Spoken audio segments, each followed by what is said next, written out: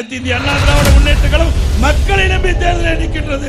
ஊரூரா ஒருத்தர் போயிட்டு இருக்காரு, அவரும் போக வேண்டிய இடத்துக்கு விரைவில் போவார். எதை எதுக்கு வேணுமோ அதை எதிர்ப்போம், எதை ஆதரிக்க வேணுமோ அதை ஆதரிப்போம். உங்களுக்கு வெக்கம், மானம், சூடு, சுரணை ஸ்டாலினுக்கு உதவி இருக்குதா?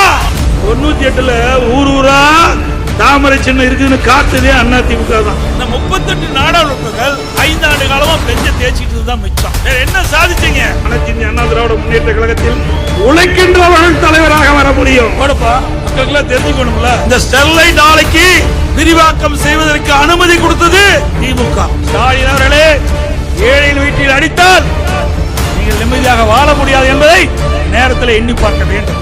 பெண்கள் எப்படி கிண்டலும் கேலியும் பேசுறாங்க, இது திமுக குணம். இதுதாங்க கள்ளக்கூட்டணி சான்று. யாரை ஏமாற்ற நாடகம்? போதைப் பொருளை தடுக்க முடியவில்லை, கள்ளச்சாராயத்தை தடுக்க முடியவில்லை. இப்படிப்பட்ட அரசாங்கம் தேவைதானா? திராவிட முன்னேற்ற கழகத்தை சேர்ந்தவர் சந்தர்ப்பவாதிகள். இவரு இந்தியாவுக்காக அழைக்கிறாராம். போராட்டம் நடத்திய விவசாயிகளை குண்டர் சட்டத்திலே கைது செய்த அரசாங்கம் குடியா திமுக அரசாங்கம்.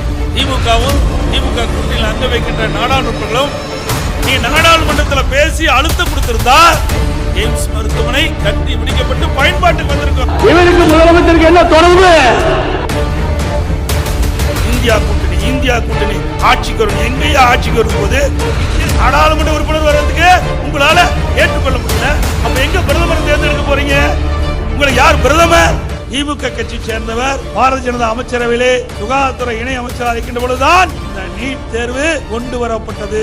ஜிஎஸ்டி வரி கட்டுகின்ற 2வது மாநிலம் தமிழ்நாடு. ஆனா தமிழ்நாட்டில் நிதி கிடையாது. இந்த தேர்தலில் நாட்டு மக்கள் நல்ல தீர்ப்பை வழங்குவார்கள்.